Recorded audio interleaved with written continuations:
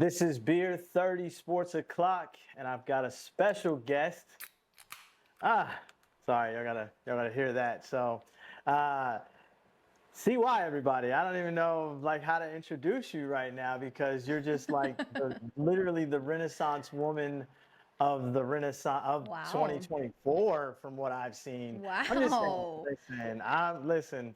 I've been dying to get you on here so I can ask you all these things that you do because it's like I admire the tenacity and the where I see you is you're very strategic and you're on it. So anyway, let everybody know who you are and where they can find you on Instagram, socials, all that good stuff, and then a little bit about what you do. I'm gonna drink this beer a little bit.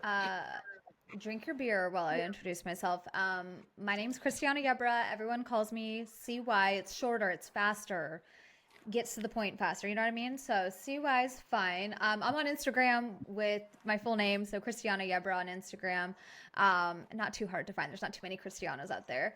I work full-time in sports. It's my passion. I've done a lot of different things. My background actually was in healthcare, but I've primarily focused in the tech space. And I had a really awesome opportunity to combine my love for tech and for sports in one place. And so that's what I do full-time now. But I've got all kinds of other crazy ventures. If you've been on a 360 photo booth in the last 5 years, there's a very high chance that it's one of mine. We started that trend back in 2018, 2019, and it took off like crazy. Now they're everywhere. Yeah. So I've got that going, but in general though, my life revolves and sometimes 360s around sports. I get to do some cool things that combine the two, which is fun. Yeah, that's what's up. So I saw that you went to college for biology.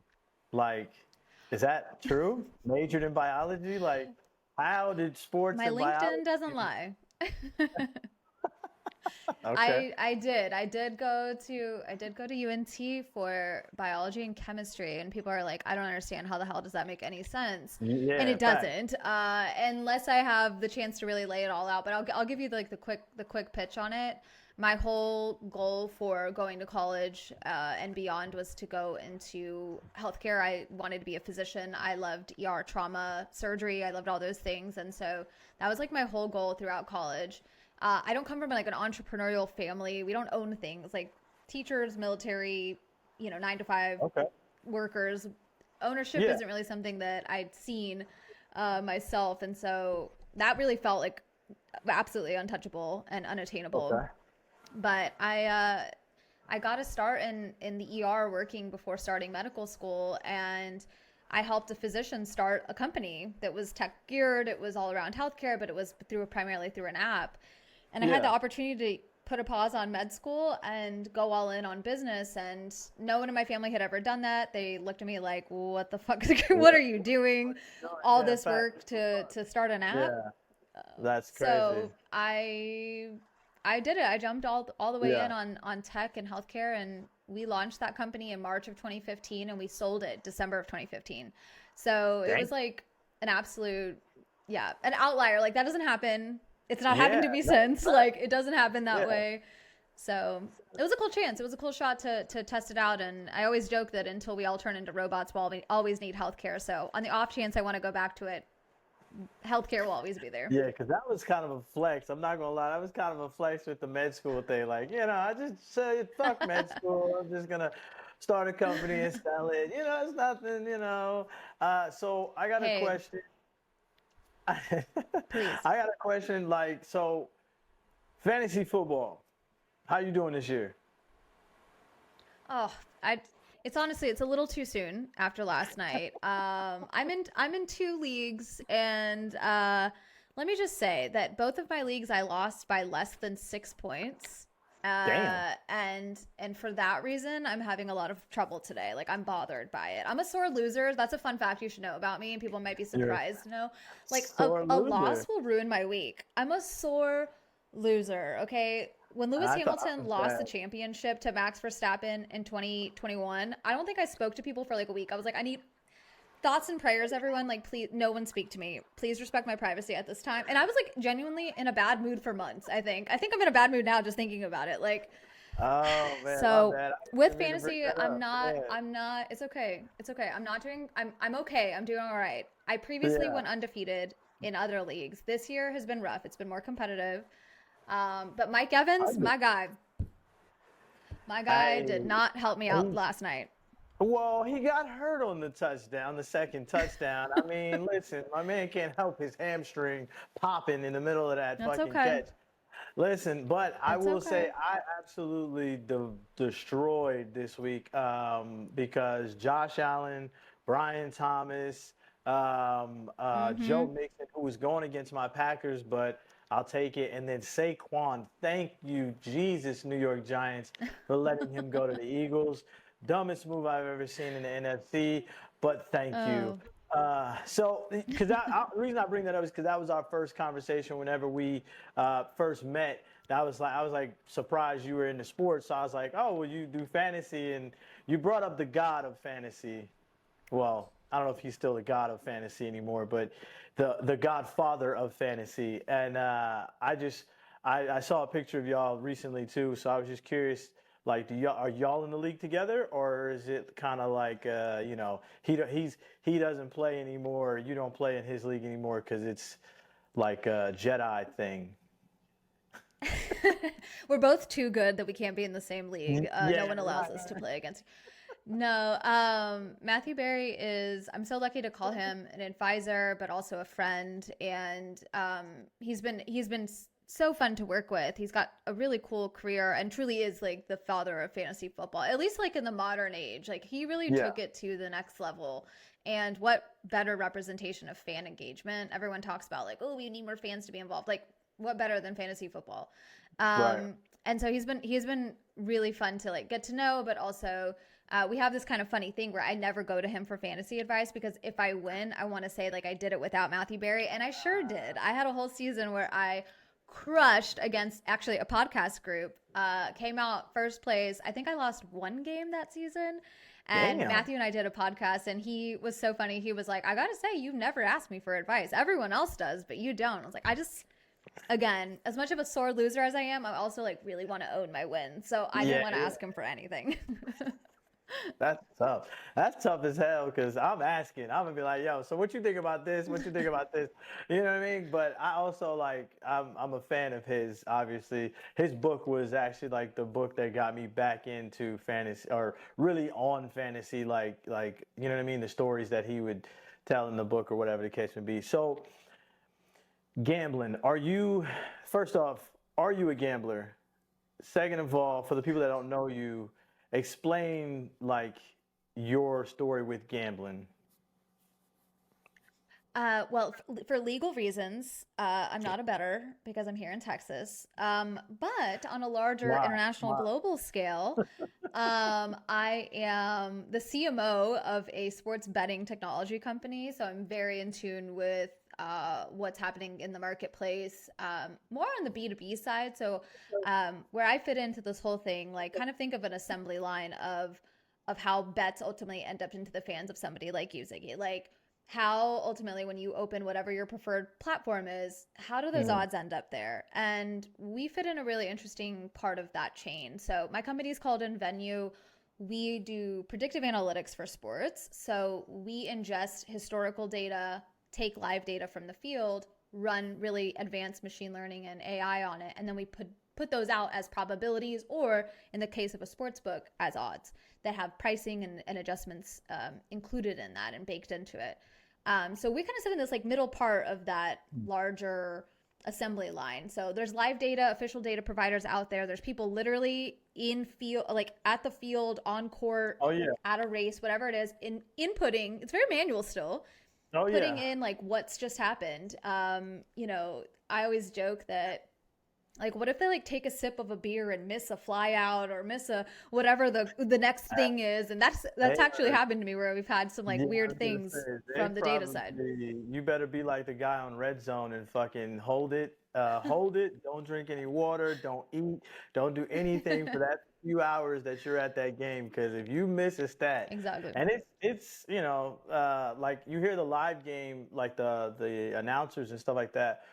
And Mm-hmm. I heard somebody talking about like, like how do they know all this stuff? It's like they have spotters. Everybody has spotters on the Mm-hmm. field, in the stadium, in the stands, watching as everything goes on and stuff. Exactly. So Yeah, I'm a big football bettor, gambler. So I have a question because how did you obviously how did you get into that? Obviously, you don't do the fantasy betting or the better or the betters, the prize picks, you don't do those, right? You don't mess with those at all. You're just a fantasy league person. Oh, personally, no. I mean, when I'm not in Texas, I'm absolutely utilizing sports books. I can't utilize sports books that ingest my data. So let me go back to Uh, that really fast, 'cause I think it'll help kind of paint a clearer picture. okay. We ultimately sell our data feeds to these companies. So the FanDuel's, BetMGM's, DraftKings, Caesars of the world are called operators in the business side of this. So Got it. they're Okay. considered sports betting operators, or Okay. sports books. We sell our data to those groups. And we specifically focus on live betting and this category called micro bets. So let's say you got your Dallas Stars shirt on. So let's pretend we're at a hockey game Mm-hmm. and the Stars are on a power play. I might nudge you and say, hey, bet you a beer. I don't drink, but let's pretend that I do. Bet you a beer that Jamie Benn scores on this power play. That's a micro bet. That's something that resolves quickly. It's a quick increment. It Ah, doesn't take the whole game. I don't have to wait to find the final, the final buzzer to find out if I won or not. It's a small increment. It's a high impact moment. It's a relevant moment in the game. Same thing with a free throw or set of runs in basketball or the next set of downs in football. I'm not betting on the outcome of the entire game. I'm betting on the small moment, a distinct increment or a got it. cadence of time. So you're the And reason that that requires it to be fast. yeah, so you're the reason that like right now I'm betting again. I'm with my app. I'm going with I'm playing Hmm. against Bronny and saying that Bronny's not going to get a half a point tonight because he's probably not going to start, but or play. But you're the one that gives them the stats of those like in-game stats to go to set that number, basically. Right. There's pregame bets that you can make, and then there's And then live there's betting. in live I'm bets. Okay, after once the correct. you're after the So buzzer. my bets will resolve during the game. You can once a game starts or a race starts, like that's something that's really interesting in racing is traditionally there's only about 15, 20 things you can really bet on in a NASCAR race as an example. Well, what Uh, if I could let you bet on an overtake multiple times in a single lap? So 25 to 30 times to bet in a single lap. Now, I know most people can't do that. It's physically impossible to do that many bets, but we can offer that up to yeah. the operators and then they can offer that. So a fan might say, hey, I only want to bet on Joey Logano or I really like Bubba. I'm going to vote or bet Shout or out to Bubba. predict along with the game. That shout out to Bubba. Hope he's well. But yeah, there are multiple ways for us to engage bettors in that way. But another fun thing that we do, and we talked a little about like sometimes educating people on what bets and pricing and numbers and plus and minus the over under and the money line, all these things can be really Man. confusing.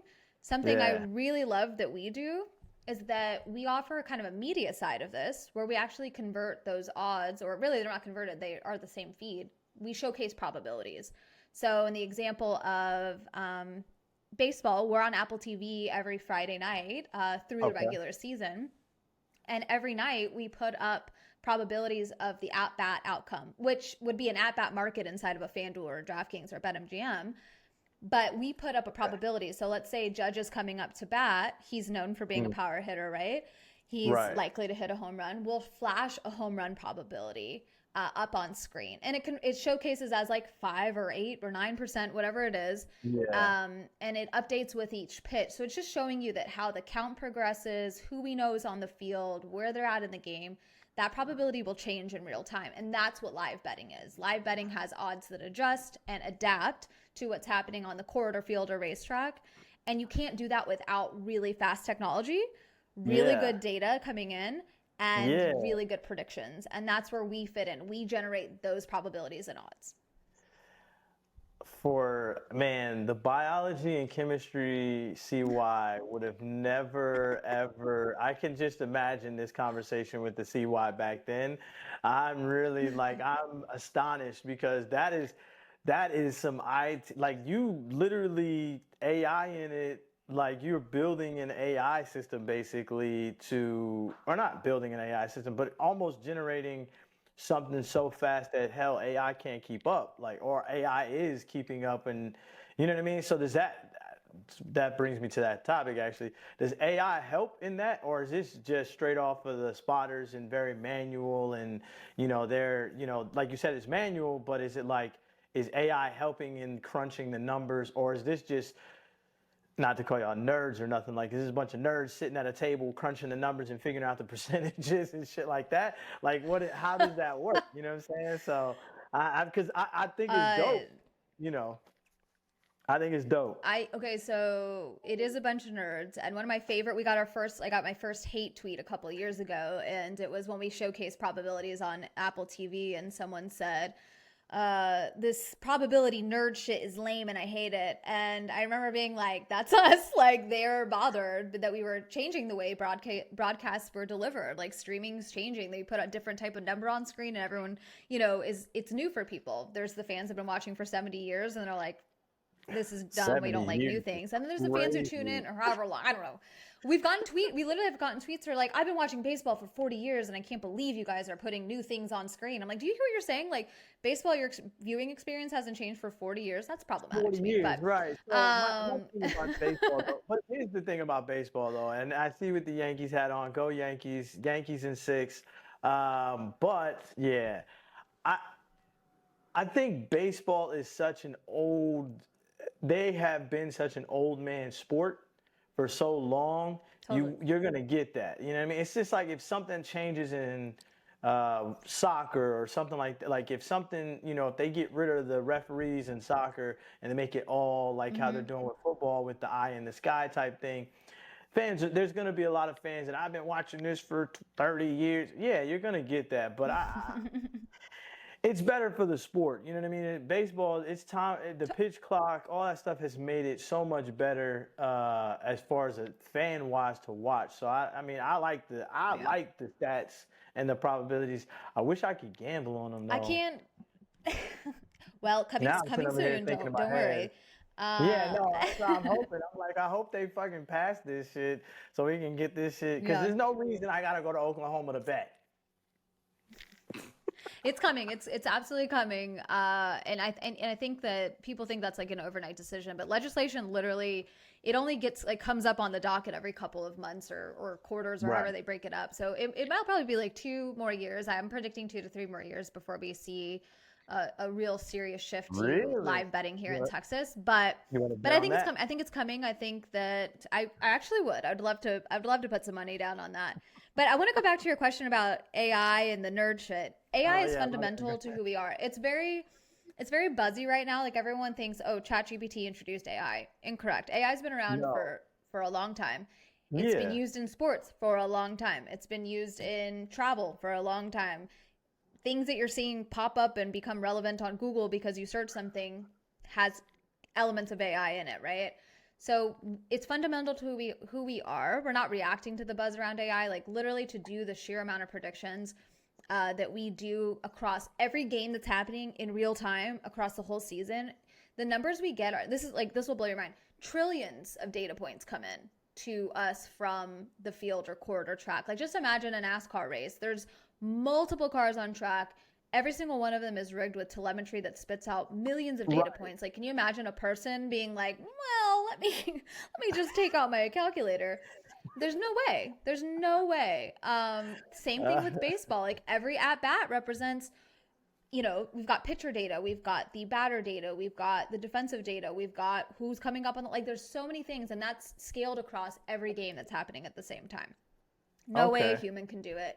So AI, it has to be thoughtful, like it has to be designed well, and that's where I think we have that secret sauce. Is we are both sports experts and we're also technology experts. You'll see there's other platforms out there where you're like, wow, this is really interesting. It's like heavily tech focused and not enough sports. Like there's not enough sports smarts to it that make it kind of a lame betting experience.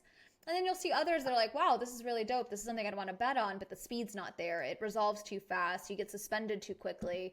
And that doesn't have the tech element built in. So I think where we fit in is we're both tech we're tech driven, but we're sports inspired. And that's meaning that we build it like for the fan,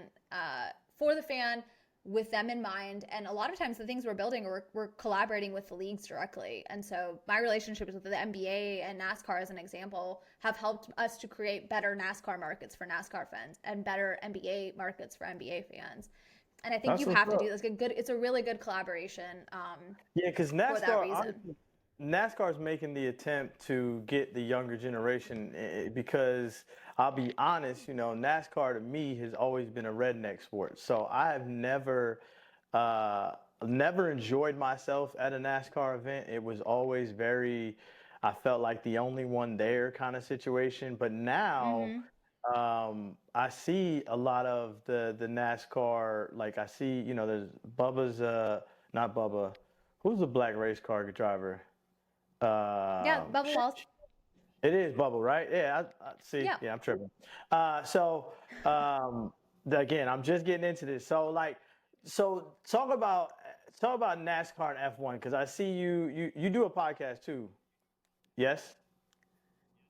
I'm a guest host on a podcast for specific to sports. Yeah. My bad. I just see you post it all the time. So I was like, it's our podcast. No. So you're a big F1 fan, is that correct? What is the difference for the dummies like me between F1 and NASCAR besides the car? Obviously, we know the fucking car is different. We got eyes, but what's the difference? There's a lot of things, and it really varies. Like there's multiple modes of racing, right? There's NASCAR, IndyCar is popular, F1 has become really, really popular in the United States just recently. There's a couple of things to consider. Yes, the car structurally looks different, but the engines themselves, the speed which they go, the engine power, the tire types, the track types, there's a lot of differences between them. I think of NASCAR as being, it just obviously looks heavier. I think the NASCAR weighs about 3,000 pounds. The F1 car is primarily made of like fiberglass, super light type material, and it weighs like 1,600 pounds. Damn. So they can go faster speeds. They can take turns at a different level. The tire degradation is different because the tracks are different. You don't see as much of the banking that you would. Like I've been to Daytona 500. I did a lap in a car at the Daytona 500 going about like 100, 120 miles an hour. And I'm sitting like sideways in my seat when they're taking those turns. It's wild. The downforce of the car keeps you from flipping over because of that speed and that motion, going back to my physics and biology chemistry brain. But F1 cars are primarily less on a banking like that, and they're more focused on flat, either street courses or they just were in Austin this last week. That's a like 2.5 mile track. They're doing, 50 laps instead of a NASCAR race could be 500 miles. And that can equate to 300 plus laps depending on how big. So that varies. The team dynamics are a little bit different. The financials are a little bit different. It's funny that you talk about NASCAR because I would have never signed a deal with NASCAR if I felt like they weren't progressing towards a positive place. Because a lot of people have the same feedback or the same experience that you have maybe years ago where they said, this doesn't really look like it's for me. Nah. And frankly, I've not been to too many NASCAR races. And the first one I went to, it's right here. Yeah, like it's right here. It's not far at all. So I'm sorry, go ahead. Yeah. No, I had the same concerns. I thought, well, I'm, a Hispanic female. Am I going to like feel out of place? Am I going to look weird? And I was so pleasantly surprised to go to my first race in 2021. I'd been to others, but like as a child. So this was like my first one as a aware adult and obviously hyper-focused on sports. And I was really pleasantly surprised. I was surprised by the diversity across ages, races, male to female type ratio. I was excited to see families.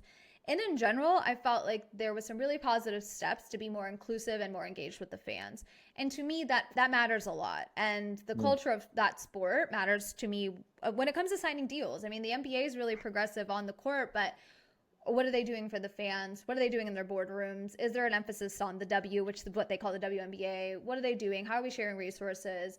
And those things really matter when making deals. And that was important to me as well. And NASCAR really impressed me with their true, not just saying that they wanted to change things, they really meant it. And you see those changes show up on the track, in their boardrooms, in their executive offices, in the team dynamics. You're seeing an adjustment. The fans have to catch up to that, right? Like NASCAR is standing firm on their take on things. Is that NASCAR? Is that NASCAR calling you? No, right. I'm sorry.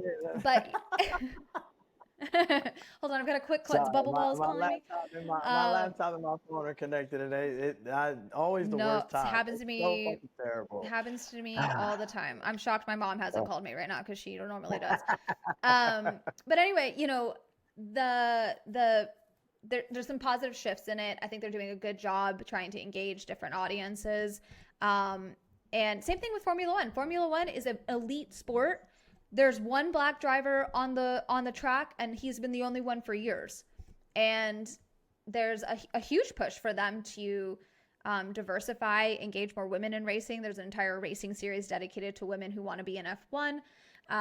And so I'm excited. I think racing is one of those things that it's different than football, right? Like I could never relate to a linebacker or a quarterback or anyone on a football field. But I've driven a car, and I've driven a car pretty fast. Not as fast as these guys, but in some way I feel like I'm more relate to a race car driver than pretty much any other sport because I feel like I could do it.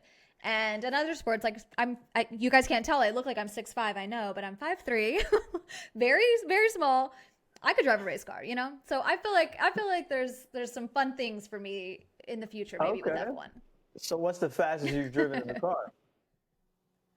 Legally, I cannot say. No, I'm just kidding. I'm just kidding. I'm telling you, I didn't get to drive it myself, but we got to do a pace car ride at Daytona 500, and that was like over 100. I think we got up to like 120, which probably is like for safety purposes as fast as they can go. But that felt fast, and on that track, it is insane. So I cannot even imagine going 200 miles an hour. IndyCar can be like 240, I think. Yeah, I was about to say, that felt fast is an understatement. I don't think people really understand how fast 100 miles an hour is until you are outside of your car watching a car go by you at 80 or 90 or whatever the case may be. Like I've been stuck on the side of the road and watched cars fly by me. And it is alarming how fast that really is. So oh, I mean, can you even imagine being in an F1 car? Like, they're not enclosed the way a NASCAR, like... Yeah, so does F1, is there a favorite team or driver that you have in F1? Are you allowed to say? I'm the president of the fan club, so of course I'm allowed to say. But, we first really, really got to meet over our mutual love for baseball cards. This is wrapped up right now, but I'm not going to untape it. Oh, Lewis Hamilton is my guy. And I've got this really cool Mercedes card with him on there. This is from, what year is this? This is from... you in these cards. I know. It's another time, another place. He's with Mercedes right now, so I'm a Mercedes gal. But at the end of this season, he moves to Ferrari. This is a huge shakeup. He's been with Mercedes for like 8+ seasons. So this is a really big move for him. He has won multiple, he's the best F1 driver that has ever lived. He's got more championships, more race wins, more race starts than anybody else, more podium finishes than anyone else. Yeah. So for him to shake it up and leave Mercedes to go to Ferrari is a very big deal. But Ferrari's got a winning car. They just won in Austin. Charles Leclerc and Carlos Sainz are both really, really great drivers. They've really showcased how powerful the cars can be. So I'm a Mercedes gal until I'm a Ferrari girl, which is next season. I look good in red, though, so it's fine. So do you have any other favorite sports teams out there, like football? I know you're a Stars fan, obviously. You're a Yankees fan, which I think I just figured out with the hat today and talking to you before this. So, like, I just figured that out. But so, like, all right, are you, like, a Cowboys fan? Are you, what kind of fan are you? Football, or you don't care? You give me my I'll give you my rundown. This might offend people. Of all the sports that I watch, I feel like I'm the least committed to NFL outside of fantasy. Like I'm deep in my fantasy teams. Okay. But it's hard to be a Cowboys fan. And again, if I'm a sore loser, how can I be a Cowboys fan? So I've got to take it easy on the NFL because it's hard out there. So I primarily spend my energy on F1. I'm a Mercedes and Ferrari fan. Dallas Stars, I love. I Okay. really love the WNBA. I have really enjoyed celebrating the Dallas Wings. I think they're incredible. They didn't have a great record, but they had some absolute rock stars on there. They And the do. Liberty were really fun to watch win their championship. They were. So I love I bet on the WNBA. They Lynx. were nice. Yeah. I love the Liberty. I think their brand and what they've done to really engage and excite fans all over the United States, I think is really great. I'll tell you, I went to 2 Wings games this season, and the fan experience there is elite. And I told that to the NBA's face. I said, I went into a lot of Mavs games, but I never felt as involved in the game. Part of it, like the Yeah. fan experience, the energy with the Wings was unreal. So I can only imagine like Unreal. the Liberty with their run that they had, how fun that must have been. I mean, Spike don't show up to games unless he involved, but I think like I took my niece to a Wings game, Father's Day weekend, and Fun. yeah, I mean, my whole family, we do sports like crazy. That's how this show came about because we always argue in sports. A lot of my cousins have played football and basketball and stuff for colleges and stuff like that. So for me, this was just second nature. I do this all the time at the house at the house with them. Now I can do it at the house in front of a camera. It's easy, you know. So before I let you go, because you know, you're very polished at this game. I like this. You didn't say I don't gamble, I don't speed, I don't drink. You made sure to keep squeaky clean. See why? I don't know. I don't trust I'm it. in But PR, my guy. I'm in PR. What do you, well, most of that is true. Most of that is true. But no, no, it's, no, it's my drink. job to make sure I'm polished. Mm. I know you don't drink because that was like one of our second conversations. It's like you ain't drinking nothing. Yeah. So um, before I let you get up out of here, you brought up cards. So I see that you have one wrapped up. So those that don't know, CY gave me an ungodly amount of cards, basically for free. How many I was it? mean, Was it like 5,000 cards? I mean, it was it insane. was up there. I don't know how many.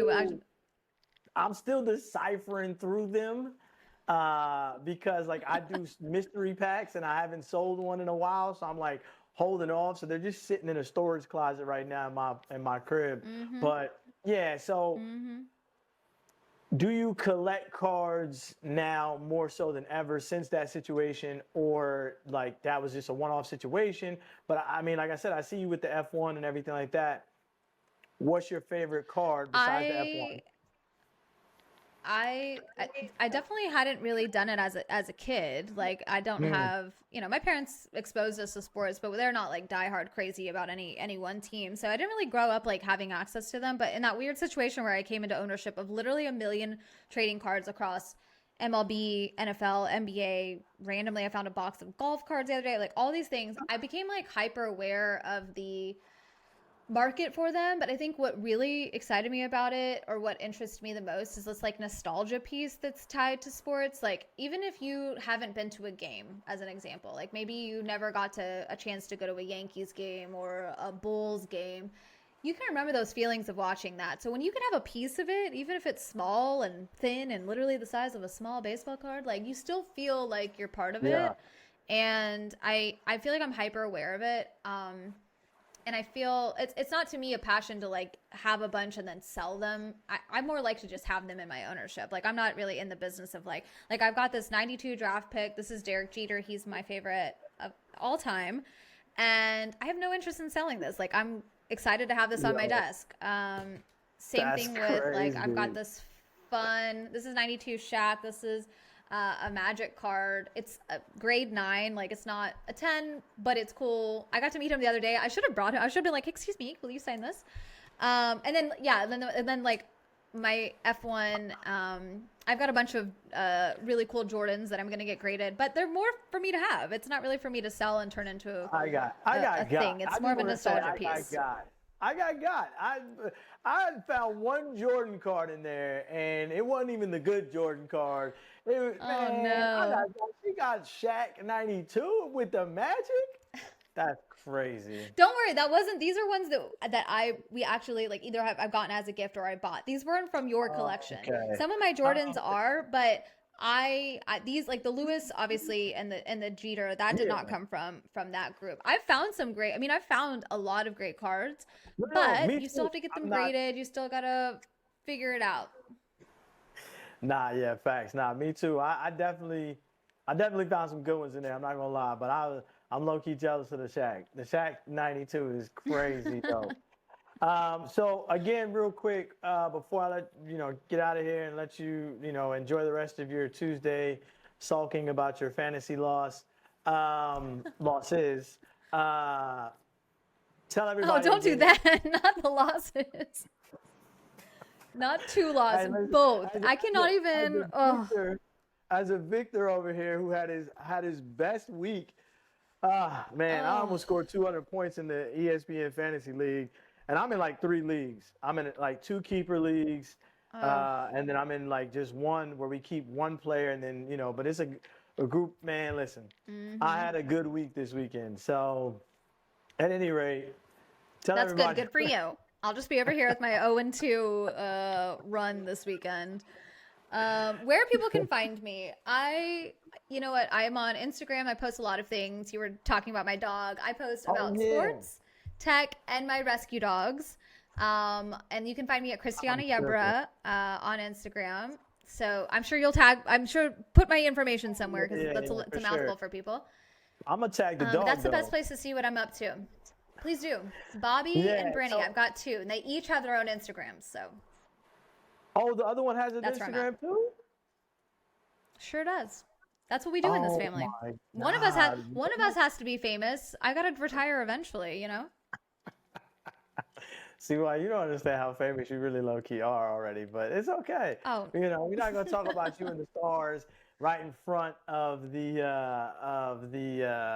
stadium with all the stars, players, and we ain't even getting into that. wasn't that so fun? Did you see me do this? Did you see me do the stanky leg live I on saw you stage? attempt to do the stanky leg. I don't know if that was the stanky leg, but that was definitely an attempt.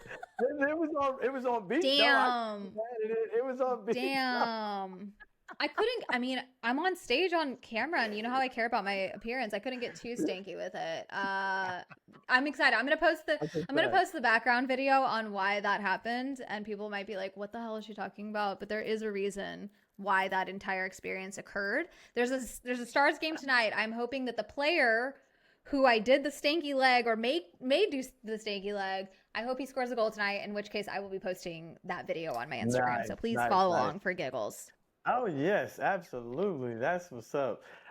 So thank you for coming on. We didn't get to dive into your dog. I was so interested into the live betting thing. See, maybe I need to call 1-800-GAMBLERS because I got a problem. Because I'm like, wait, let's tell me about this live betting thing.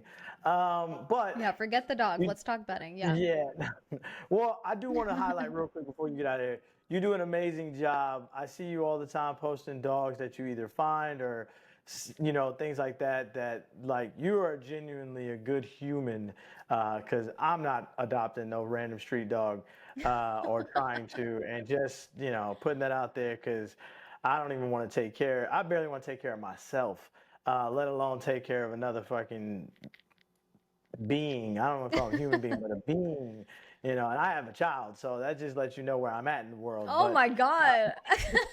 no, my son is first off, my son is spoiled. So let's just let me chill. But no, There you go. but yeah, I get that. I get that. yeah. So thank you for coming on, and I will definitely post a couple of things and have you on our page and oh man. But good luck on all of your endeavors, and we'll see you later. Go Stars!